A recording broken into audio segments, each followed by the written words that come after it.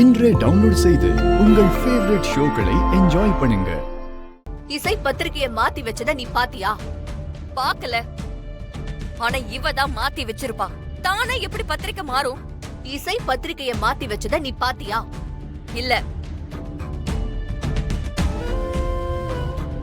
அப்படி இருக்கும்போது எந்த உண்மையும் தெரியாம நீயா கற்பனை பண்ணி ஒருத்தங்கள கை நீட்டி அடிக்கிற உரிமைய உனக்கு யார் கொடுத்தது?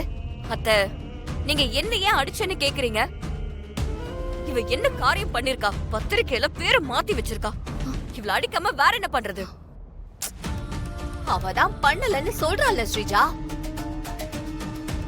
அவ பண்ணாம இந்த காரியத்தை வேற யார் பண்ணிருப்பா?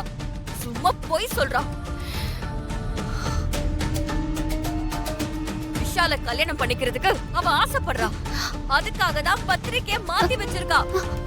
எப்படியாச்சும் குழப்பத்தை உண்டு பண்ணி விஷால கல்யாணம் பண்ணிக்க பாக்குறா. ஸ்ரீஜா, திருப்பி திருப்பி நான் சொல்றேன், உண்மை தெரியாம எதுவுமே பேசக்கூடாது. என்ன அண்ணி நீங்க ஸ்ரீஜா சொல்றது ஏன் உண்மையா இருக்க கூடாது? ஸ்ரீஜா தானே கல்யாண பொண்ணு. நீங்க அவளுக்கு சப்போர்ட் பண்ணாம இவளுக்கு சப்போர்ட் பண்ணிட்டு இருக்கீங்க. அதானே பத்திரிக்கைங்கிறது எவ்வளவு பெரிய விஷயம். அதுல ஸ்ரீஜா பேர் இருக்க வேண்டிய இடத்துல இவ பேர் இருக்கிறத பாத்தாங்கன்னா எல்லாரும் என்ன நினைப்பாங்க? நீங்க இந்த பொண்ணை திட்டாம ஸ்ரீஜாவை திட்டிட்டு இருக்கீங்களே. உண்மை தெரியாம எதுவும் பேசக்கூடாதுன்னு தான் நான் சொன்னேன். நான் சப்போர்ட் பண்ணி எல்லாம் பேசல. இசை மாத்தினத நீங்க யாராவது பாத்தீங்களா? சொல்லுங்க, யாராவது ஒருத்தராவது பாத்தீங்களா?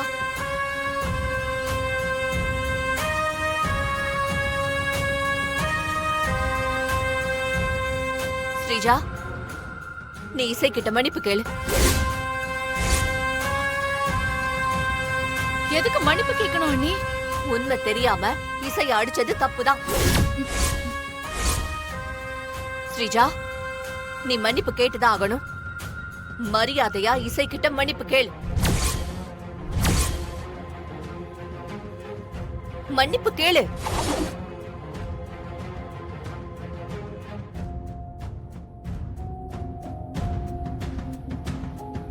இப்ப நீ மன்னிப்பு கேட்க போறியா இல்லையா?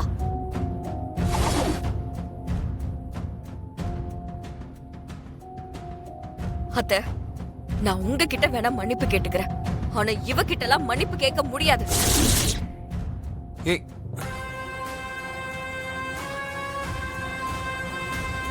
மன்னிச்சிருங்க அத்தை.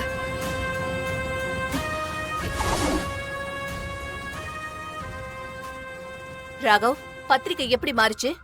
நீ தானே எல்லாத்தையும் பாத்துக்கிட்டு இருக்க. இந்த தப்பு எப்படிப்பா நடந்துச்சு? அம்மா, இது ஒரு ஹியூமன் எரர்மா. என்ன சொல்ற ராகவ்?